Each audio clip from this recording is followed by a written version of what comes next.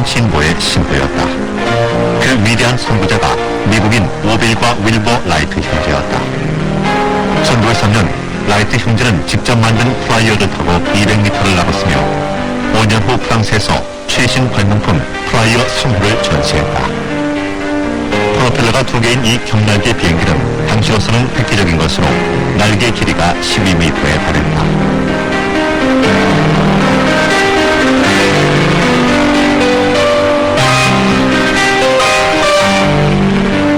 플라이어 3호는 선로 위에서 캐터펄트로 발진했다. 공식 기록에 의하면 이 비행기는 45초 동안 760m를 날았다.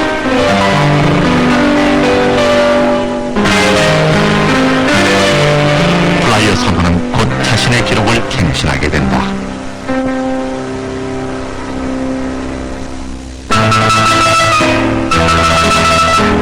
비행기에 탄 사람은 기적을 봤다.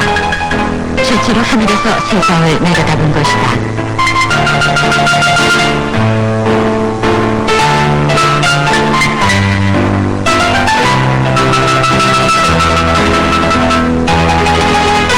비행은 큰 인기를 끌었다. 그 주무대는 파리 외곽의 리스네 물로 비행장으로 이곳의 비행 회합과 시범은 모두 초기 영화 제작자들에 의해 촬영됐다.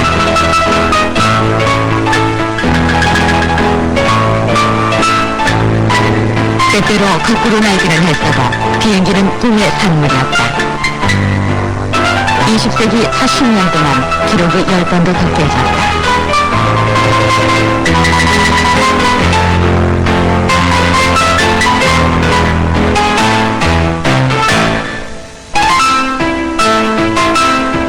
하지만 자동차처럼 비행기도 여행수단이 돼야만 했다. 일단 공중에 뜬 뒤엔 더 멀리 나는 것이 숙제였고 성급한 부자 아마추어들은 출발점으로 되돌아오는 것 이상을 원했다.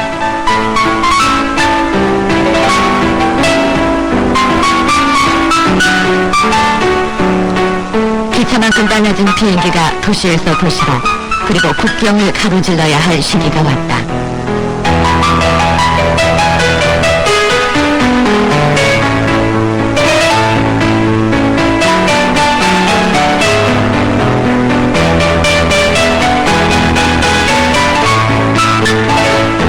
이에는 넘어야 할 장벽이 많았는데 그 첫 번째가 영국과 유럽을 갈라놓은 영국 해협이었다. 그리고 한 개척자가 이를 뛰어넘게 된다.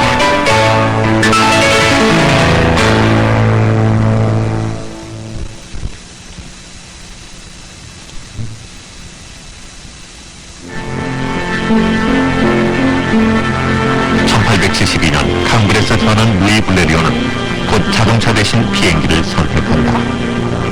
그는 가브리엘 보아젠과 함께 전진 프로펠러 글라이더인 수상 비행기를 만들었으며 1905년 센강 위에서 시험 비행을 했다.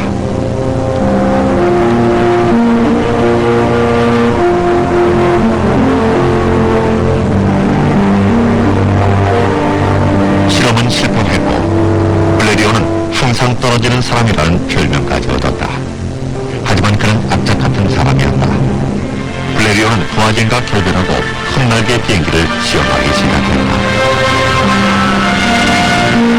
또한 그는 1908년 데일리 메일즈의 도전을 받아들였는데 최초로 영국 해협을 건너는 비행사에게 1000파운드 혹은 25,000프랑 상당의 금을 준다는 내용이었다.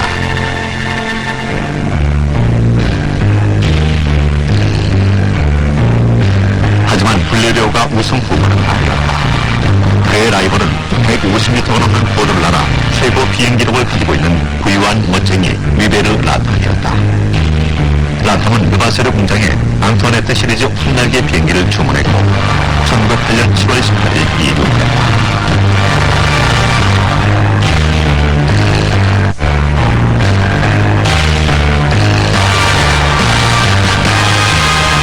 비행기의 긴 날개가 승리를 약속하는 듯 했으나 라탐은 할레에서 몇 킬로미터를 못 가 영국 해협으로 추락했다. 한편 블레리오는 마지막 카드를 내걸었다. 전 재산을 털어 라탐의 비행기보다 작고 가벼운 25마력 엔진을 단 블레리오 6호를 만든 것이다.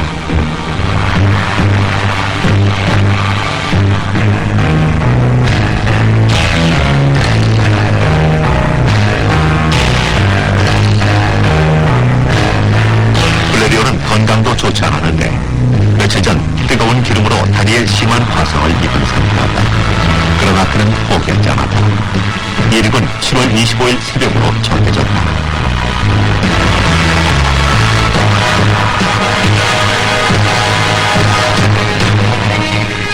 지상에서는 모든 것이 잘 진행됐고 비행기는 주시에 내상되었다. 그러나 시야를 벗어난 바다 위에서의 시포는 영원처럼 느껴졌다. 게다가 블레리오는 수영도 할 줄 몰랐다.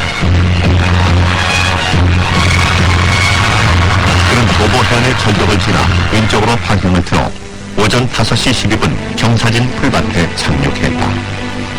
블레리오와 관중들은 이 역사적인 순간을 기뻐했다.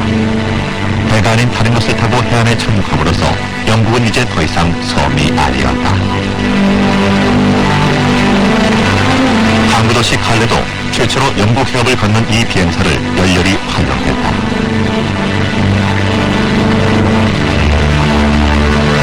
그러나 이는 명성을 멀리한 일 중독자에게는 가장 견디기 어려운 시간이었다. 제일 먼저 블레리오를 축하해준 사람 중 하나는 불안한 라이벌 위베르 라탐이었다.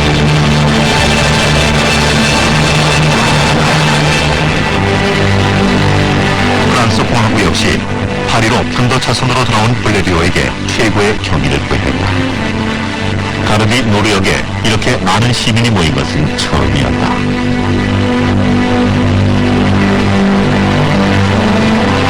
첫 약속은 데일리지의 르 마틴 기자와 정해졌다.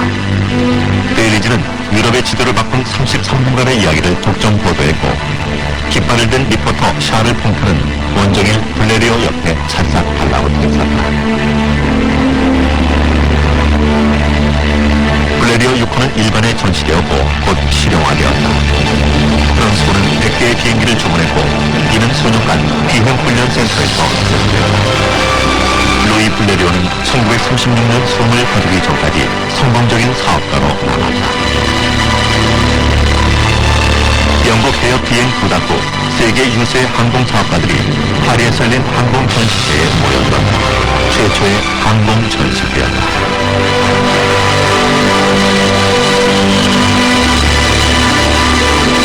모두 루이 블레리오의 업적 덕분이었다.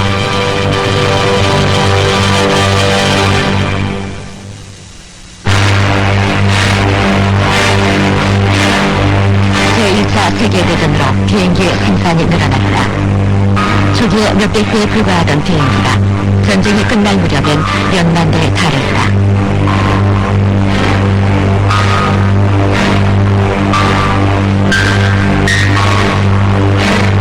조종사는 아직 군대에 속해 있었다.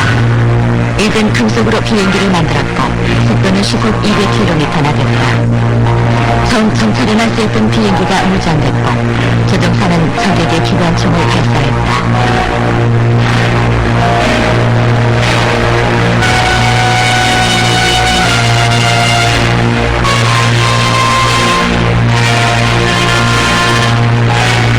조종사가 손으로 폭탄을 투하하기도 했다. 지상에서의 보병전과는 다른 새로운 전쟁 방식이었다. 조르주 김메르는 53번이나 전과를 올린 격추왕이었는데 몇 달 후 23세의 나이로 아르덴숲 상공에서 격추됐다. 또 샤르 윈즈세르는 영예롭게도 45대를 격추시켰고 친구 프랑스와 쿨리와 함께 명성을 얻었다.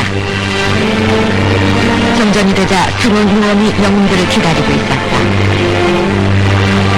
1920년대는 프랑스 항구 후편의 시대였다. 라페쿠에르선은 스페인과 아프리카를 향해 남쪽을 비행하기로 결정했고 겨우 400km나 날 수 있었던 그에게 비행기는 자주 착륙해야만 했다.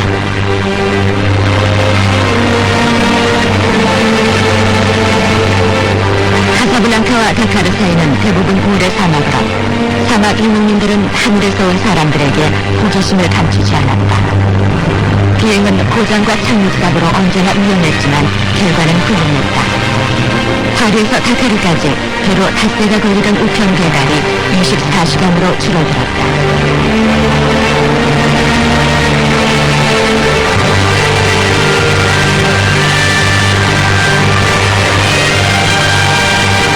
남대서양 넘어 우루과이의 몬테비데오가 다음 기착지였는데 1920년대 남아메리카는 오직 배로만 접근할 수 있었다. 그러나 항공 우편의 개척자들에게 우편물은 포기할 수 없는 성스러운 것이었다.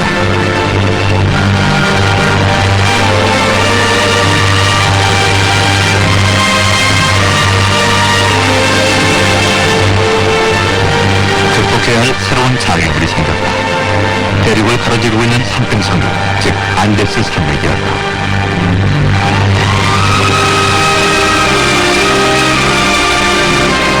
이 이국적인 풍경들은 앙리 기욤의 앙투안 생텍쥐페리, 그리고 사고란 잠자리에서 죽는 것이라고 말한 장 메르무즈의 업적을 잊을 수 없게 만들어준다.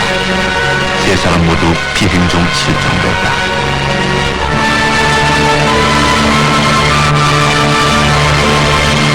6,000m까지 상승 가능한 포테즈 25로 위험은 다소 줄어들었다.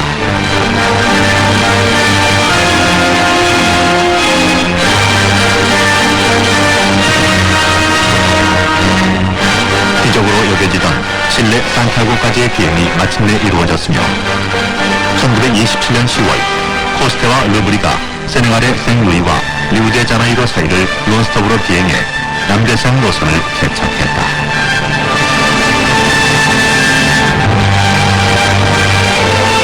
훨씬 더 장거리인 국대선 노선은 더욱 매혹적이었다. 르네 퐁크는 1926년 9월 뉴욕에서 이 노선 정복을 시도했다. 그러나 엔진이 쇠달린 시코르스키에 연료가 과적돼 이륙은 실패하고 비극적인 결과를 초래했다.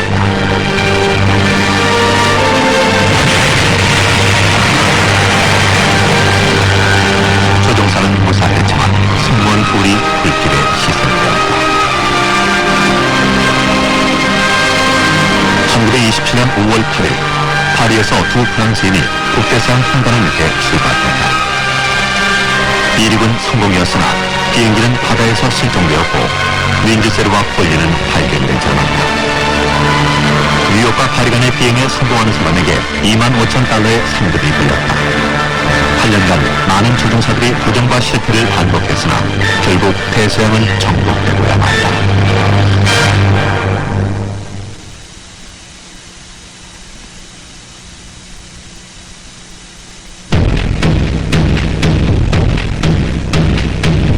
찰스 린드버그는 훌륭한 비행 실력으로 하늘에서 위험한 고개를 펼쳤다. 그는 돈이 많지 않았지만 시간이 얼마 없으며 서둘러야 한다는 걸 알고 있었다.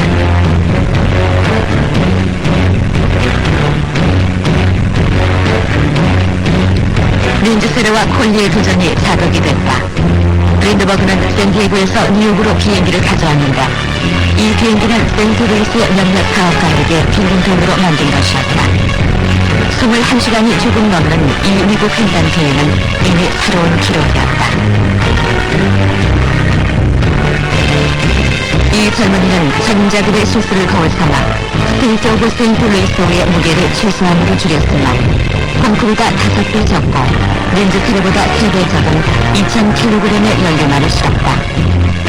낙하산도 없이 1리터의 물과 약간의 샌드위치만 가지고 혼자 비행할 예정이었다. 1927년 5월 20일 오전 8시 출공 전에 린드버그는 친구에게 사형수가 인사를 한다고 전화했다.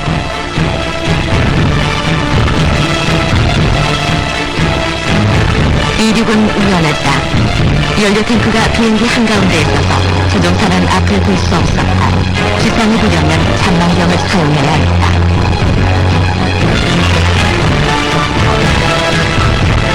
그는 활주로 끝에 있는 전기선을 아슬아슬하게 벗겨나갔다.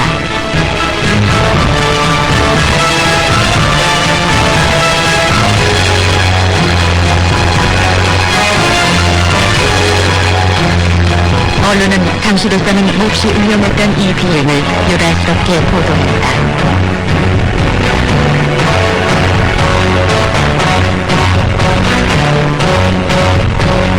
린드버그에게는 라디오가 없었지만 그의 비행 과정은 라디오 전파를 타고 전 세계에 보도됐다. 당장 16시간의 대서양 횡단이 시작됐다. 이 긴장된 순간 시야는 흐렸으며 비행기는 서리로 무거워져 있었다. 얼음장 같은 고독과 함께한 외로운 고통의 시간이었다. 마침내 아일랜드를 봤을 때 린드버그는 해방감을 느꼈다고 훗날 회고했다.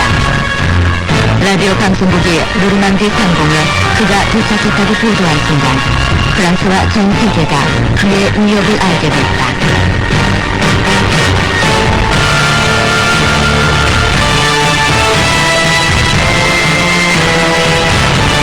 1927년 5월 21일 저녁은 비행 역사의 한 장을 장식한 날이 됐다. 린드버그가 33시간의 비행 후 오후 10시 힘겹게 착륙한 르브르제 공항에 20만 파리 시민들이 몰려들었다. 프랑스 엘리제궁에서 그를 환영해줬지만 가장 감동적인 순간은 18년 전 영국 해협을 건넜던 블레리오와의 만남이었다. 우리가 서로를 이해하는 데는 말이 필요 없었다고 린드버그는 회고했다. 전 유럽이 이 젊은 미국인에게 환호했다.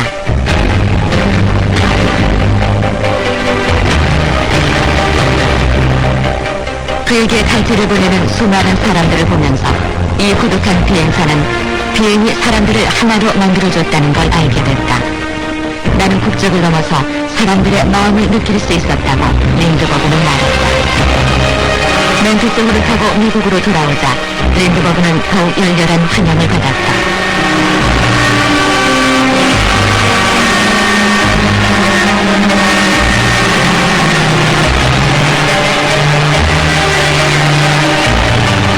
미국은 이 25세의 조종사가 대서양을 횡단했을 뿐만 아니라 기존의 모든 기록까지 갱신했다는 사실에 놀라워했다. 그는 브로드웨이의 우상으로 대접받을 충분한 자격이 있었다. 25년 뒤 대서양 횡단 비행이 일상의 현실이 됐지만 찰스 린드버그의 비행이야말로 가장 놀라운 것으로 기록될 것이다.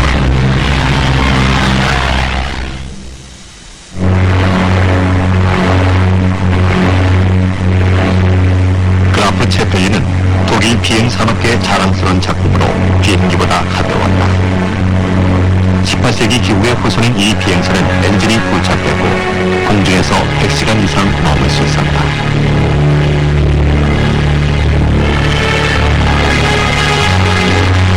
그라프 체펠린은 1929년 12일 밤 만에 전 세계를 일주했는데 백만장자들이 애용했던 이 비행선은 비행기보다 안락했다.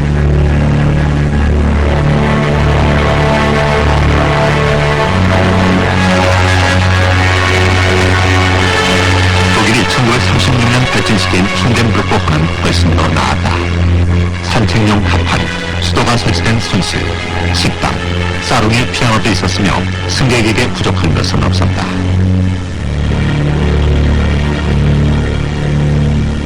그러나 1937년 5월 6일 뉴욕 상공에 도착한 비행선에 문제가 생겼다.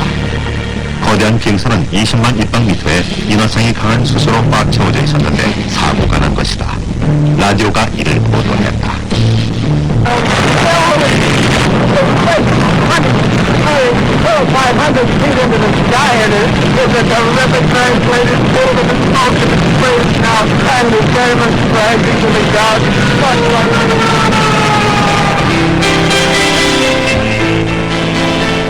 비행선의 시대는 지나갔다.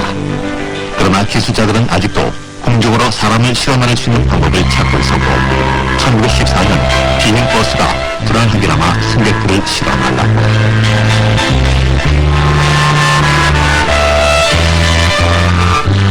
1919년 보스트로는 개조한 폭격기에 14명의 승객을 싣고 런던으로 날아갔다. 상업비행 시대가 개막된 것이다. 비행장도 시대와 함께 변했다. 르브르제 비행장은 린드버그의 창립 이후 대대적인 수리에 들어갔는데 1937년 재건된 이곳은 마치 기차역 같았다.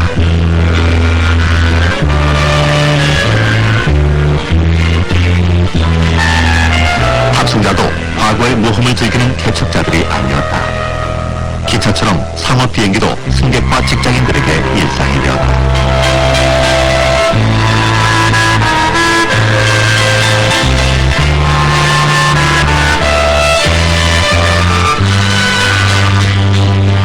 항공사는 아시아로 눈을 돌렸고 산으로 둘러싸인 홍콩은 뜨과 긴 338의 내주 운항으로 파리와 연결됐다. 이 비행기는 시속 260km를 넘지 않았고 여행은 며칠씩 걸렸다.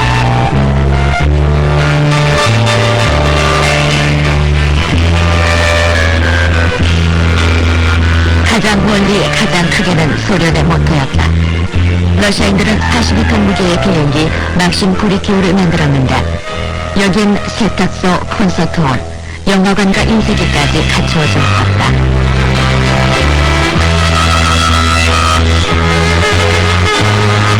막심 고리키오는 차출한 1년 뒤 전투기와 충돌해 10명의 승객과 함께 추락했다. 막심 고리키오는 날개가 너무 두꺼워서 6명의 승객만을 태울 수 있었던 융커스를 압도했다. 독일인 도르니에르는 110명의 탑승이 가능하고 엔진이 12개인 거대한 수상 비행기를 만들었다. 수상 비행기는 대서양 횡단에 더 안전하다고 생각됐고 베나는 1939년 이 비행기를 정규 노선에 배치했다. 이틀간의 비행에 $375가 든 보잉 클리퍼는 40명이 탈 수 있었는데 좀 더 안락했다.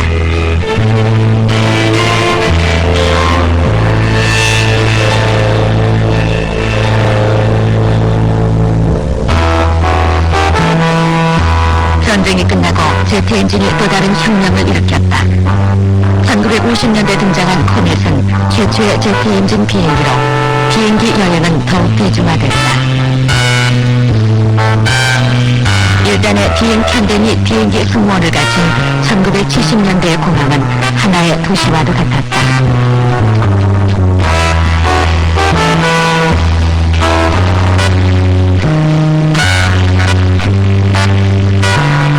대형 항공기 보잉 747의 출현으로 항공산업은 더욱 성장했다. 그러나 과거 어떤 산업 비행기도 넘지 못한 한계인 소리 장벽이 남아있었다. 이것이 콩코드의 목표였고 한 거인이 이에 도전한다.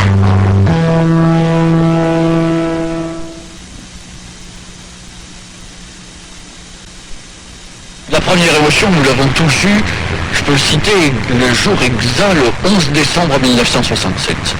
Quand pour la première fois, alors débarrassé de tous ces escabeaux, il a été lentement tracté hors du hangar. Alors là, on l'a découvert. Voilà, il y avait des officiels, il y avait des tas de gens, c'était une cérémonie, mais nous étions là, mes camarades comme moi, bouche bée devant la machine.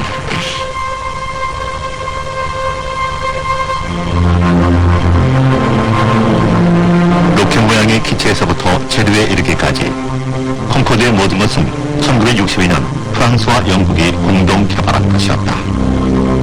전투기간인 상업 비행기가 음속의 2배 속도를 낸다는 것은 전례 없는 도전이었다. 1969년 3월 2일 툴루즈에서 콩코드의 첫 비행이 이루어졌고 조종석에 앉은 이는 바로 앙드레 튀르카였다.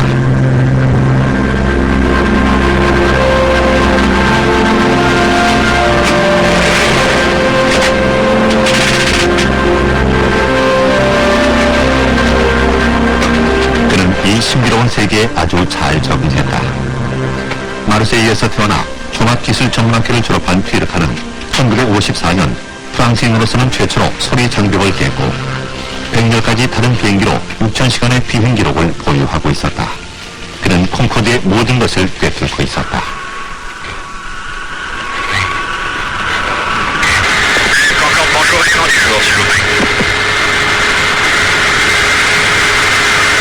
Concorde à 33 gauche en service en sol 270 degrés 6 nœuds, température Concorde 18 degrés 6, Québec Mexico 995, Québec pour Bretagne unité 0, unité 3, chat time il est 13h37 minutes. Vous rappelez pour la mise en route.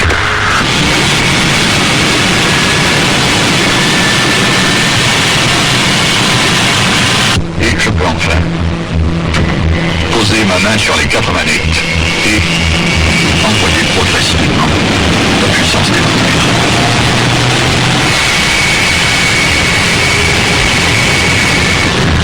J'enlève le frein de bras en tenant l'avion par les freins aux pédales. 3, 2,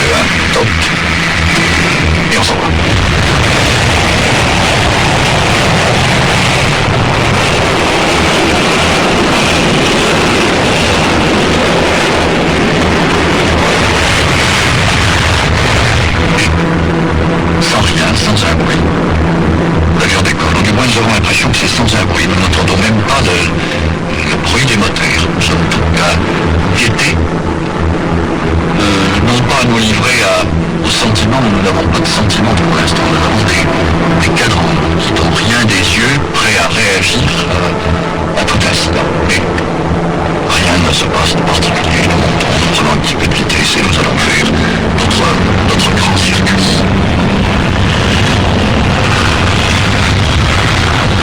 첫 번째 시험 비행은 빛나는 미래에 대한 예고였다. 6개월 후 소리 장벽은 깨졌고 1971년 브라질을 향한 대서양 횡단 비행은 이정표가 되었다. 콩코드는 장거리 비행 시간을 절반으로 단축했다.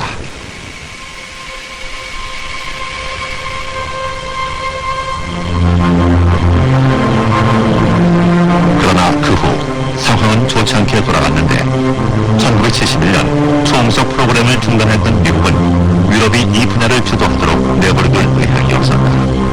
3대 주요 미국 항공사가 동시에 콩코드기 입찰을 취소했으며 주요 기항지였던 뉴욕은 오랫동안 콩코드의 착륙을 거부했다.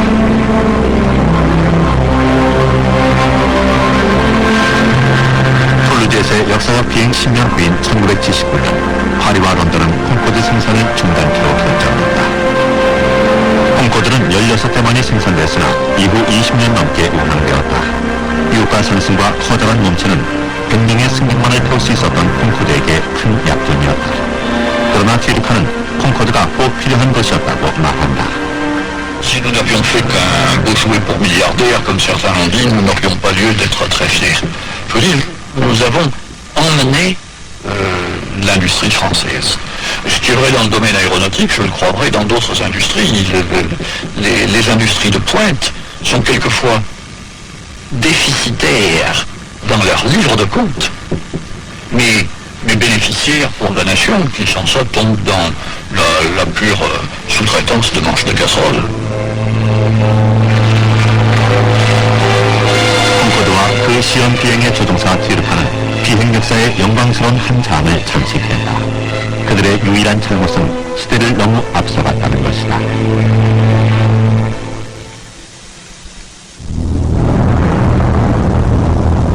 로켓이 고안된 것은 오래전이었지만 숨겨진 특성을 발견해낸 것은 코스탄틴 지올코프스키로 로켓이야말로 대기권을 뚫고 올라가 우주를 여행할 수 있는 유일한 수단이었다.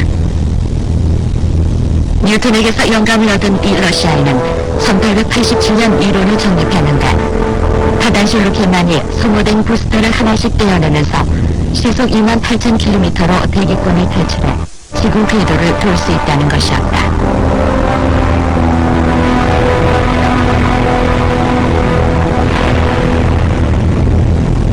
로켓은 주로 무기로 사용됐고 전쟁 중에 연구가 진행됐다. 독일은 발티크의 비밀기지에서 기존의 미사일보다 100배나 강력한 V2를 만들어냈는데 이는 수차례의 실패 후 1942년 완성됐다. 3,000기가 넘는 미사일이 영국과 벨기에로 발사될 예정이었다. 그런데 이 로켓을 개발한 베르너 콘 브라운이 미국으로 투항했고 V2 미사일은 미국 뉴멕시코주에 안전하게 보관됐다.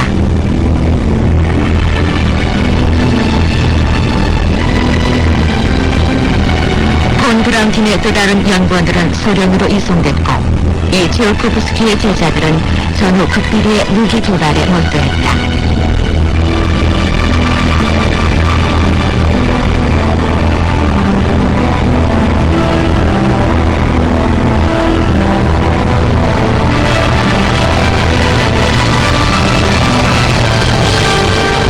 (1948년 11월) 장거리 탄도미사일이 등장했다. 이는 V2일의 대기권 위로 올라간 최초의 미사일이었다.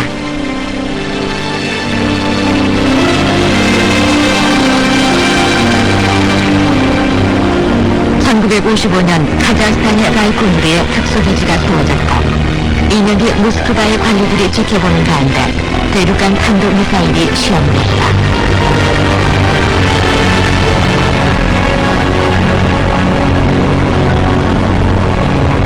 1957년 10월 4일 저녁 같은 종류의 300톤급 괴물이 발사됐다. 30m 높이의 이 로켓은 탄두 대신 훨씬 더 엄청난 것이 실려 있었다.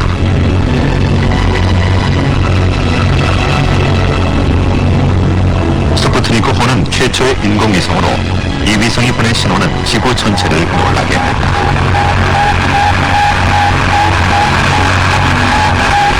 인간이 처음으로 물체를 궤도에 올려놓았고 우주시대가 개막되었다. 그러나 과학자들의 진짜 목표는 생명체를 우주로 보내는 것이었다. 라이카란 이름의 개가 우주선의 첫 번째 승객이 되었다.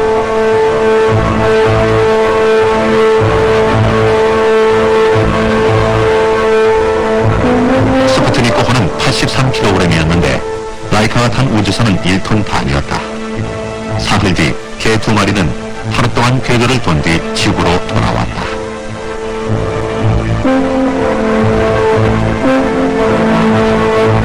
(1960년 3월부터) 첫 우주 비행사들이 스타시티에서 훈련을 받았다. 다음 승객은 인간이었는데 우주열의 도약을 태고 쪽부터 꿈꿔오던 인간에게는 당연한 일이었다. 그리고 우주에 발을 내디딘 이 최초의 인간은 전 인류의 메신저가 된다.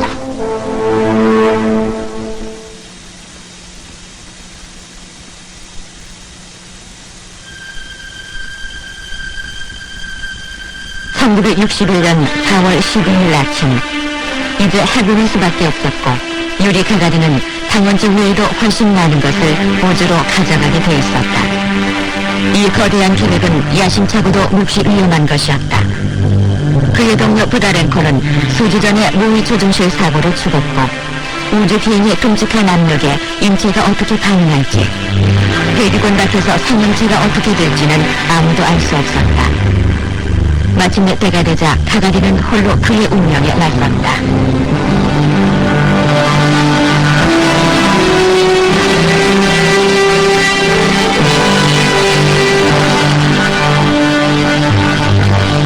이제 가가리는 세상과 분리됐다. 그는 대초원지대에 높이 솟은 10층 높이의 로켓 꼭대기로 올라가서 지평 2m밖에 안 되는 보스토크 우주 캡슐에 올라탔다.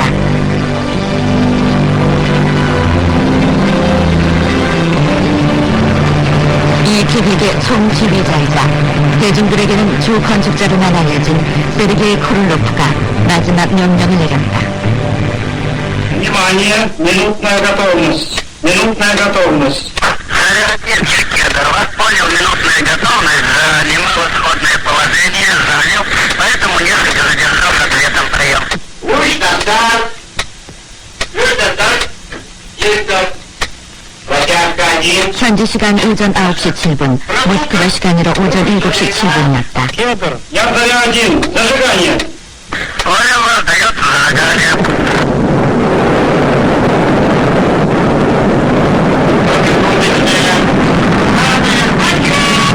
Желаю вам доброго полета! Мы желаем вам доброго полета, все нормально. Поехали!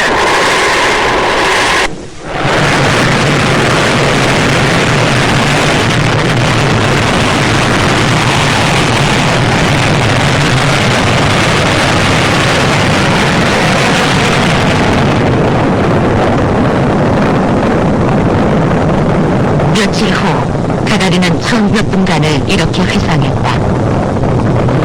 Начали расти перегрузки. Я почувствовал, как непреоборимая сила тяжести все больше и больше вдавливает меня в кресло. Было трудно пошевелить рукой. Я знал, что это состояние продлится недолго, пока корабль наберет необходимую скорость и выйдет на орбиту вокруг Земли. Земля сообщила: прошло 70 секунд после старта. Я ответил: понял вас, все хорошо. А сам подумал: неужели еще только 70 секунд прошло? Самочувствие отлично, продолжаю полет. Самочувствие отличное, настроение бодрое. В иллюминатор зоны наблюдаю Землю. Различаю складки местности, снег, лес. Это важно, прием.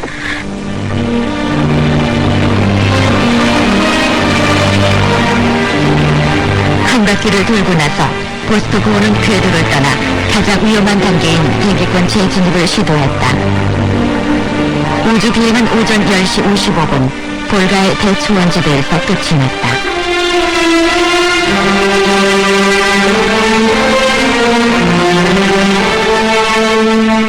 젊은 중위는 무사했고 사람 사람들은 그를 환영했다. 유리 가가린은 108분간 세상에서 가장 높이 그리고 가장 빨리 올라간 인물이었다. 대기권과 중력을 벗어난 최초의 인간이자 우주에서 지구를 내려다본 최초의 사람이었다. 크루시초프와 정치국 동지들은 이 위협이 공산주의의 우수성을 증명한다고 생각했다. 이 사건은 가가린의 아내와 겸손한 시골 목수인 아버지 그리고 어머니에게 모두 큰 기쁨을 줬는데 그의 어머니는 전 세계 사람들과 마찬가지로 라디오 방송을 듣고 나서야 아들의 우주여행 사실을 알 수 있었다. 공식적인 지시가 없었는데도 수많은 모스크바 시민들이 거리로 쏟아져 나왔다.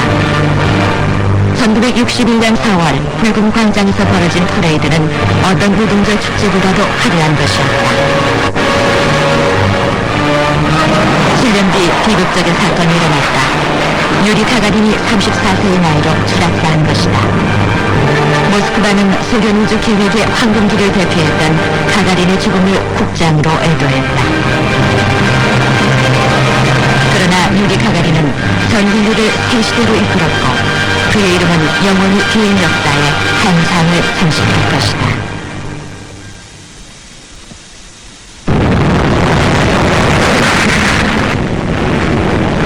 미국은 소련에 훨씬 뒤처져 있었다. 로켓은 폭발해버렸고 승률도 떨어졌다. 케네디는 대통령에 선출되자마자 결정을 내렸다. We choose to go to the moon in this decade and do the other thing, not because they are easy, but because they are hard. Because that goal will serve to organize and measure the best of our energies and skills. Because that challenge is one that we're willing to accept, one we are unwilling to postpone, and one we intend to win, and the others too. 처음엔 제민이, 다음엔 아폴로 계획이 시작됐다. 나사의 기술자들은 달 표면에 내려앉을 멋진 착륙선을 설계했다.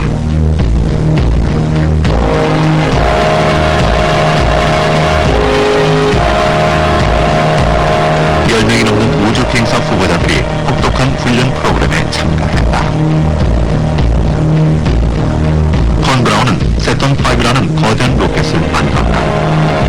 세턴5의 엔진은 3,400톤의 추진력을 냈으며 이 로켓을 발사대로 옮긴 무한 궤도차는 사상 최대의 크기로 무게만 5,000톤이었다.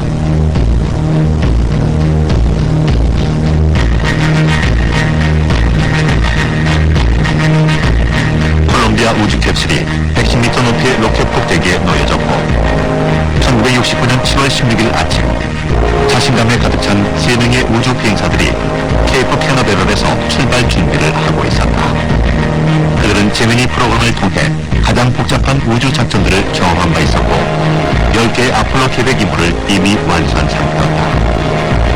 12명의 대원들은 전에 콜롬비아를 타본 경험이 있었는데 6번은 달 궤도에 진입했었고 마지막 번엔 달에서 15km까지 접근했다. 11번째 임무가 가장 중요한 것이었다.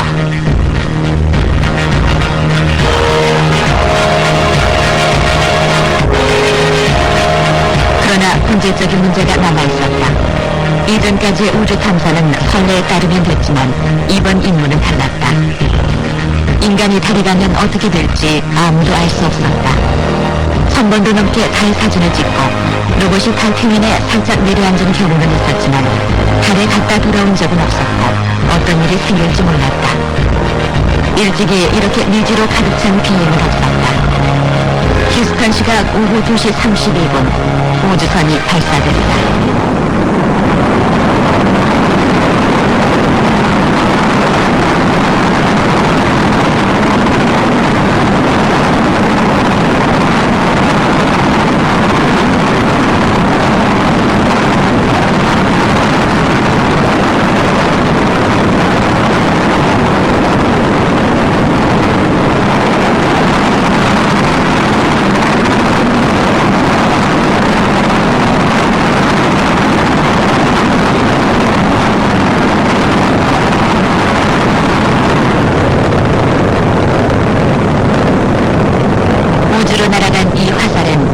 첨단 과학기술과 더불어 인간의 가장 오랜 꿈도 담겨 있었다.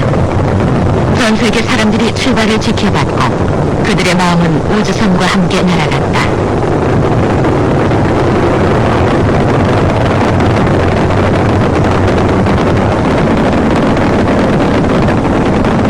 이 우주 비행사 중 한 사람이 우주의 콜럼버스가 된다.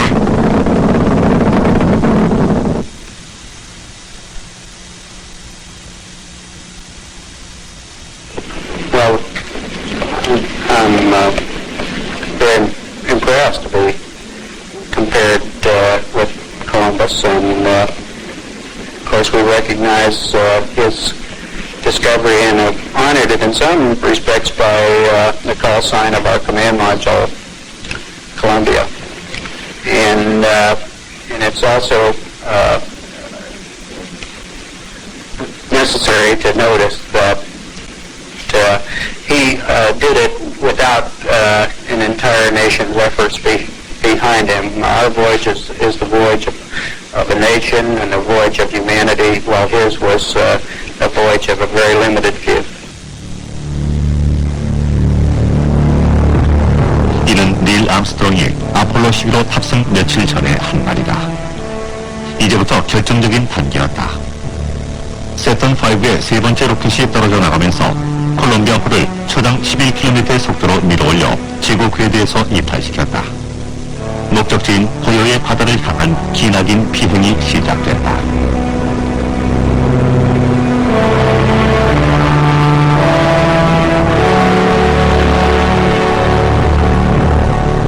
한국전 전투기 조종사이기도 했던 암스트롱은 강철 같은 심장의 소유자로 8년 전 제미니 8호를 제약에서 구해낸 적도 있었다. 달에 가까이 접근하자 달 착륙선이 분리되었다. 마이클 콜린스가 아폴로호에 혼자 남았고 착륙이 시작됐다. Eagle, Houston, we see you on the steerable, over. Okay, Eagle, thumbs up. 달 표면 90m 위에서 닐 암스트롱과 에드윈 올드린은 이글 착륙선을 수동으로 전락했다. 10억의 시승자가 숨을 죽이고 텔레비전을 주시했다.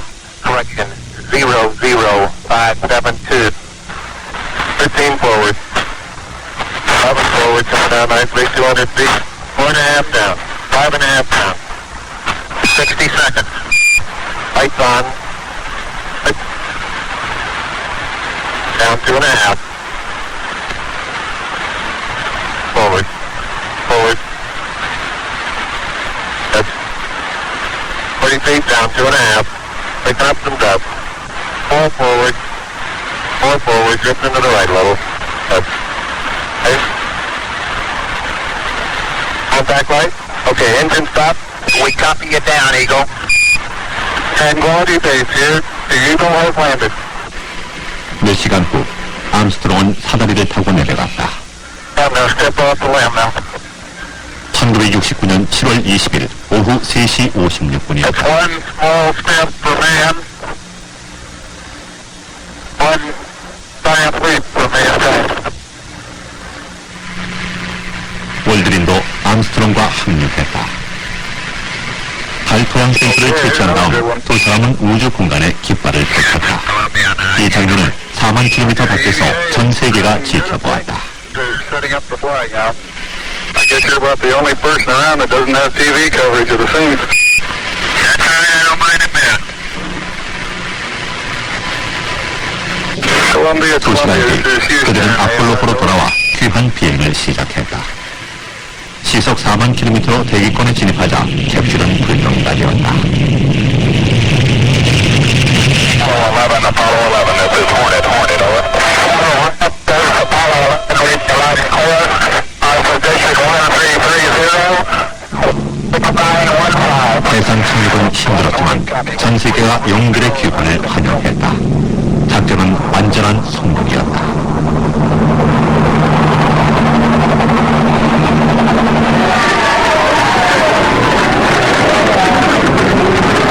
또 다른 인물들과 함께 다른 인간의 관심에서 멀어졌다. 그러나 우주 비행사들의 이름과 그 지도자 닐 암스트롱은 결코 잊혀지지 않을 것이다.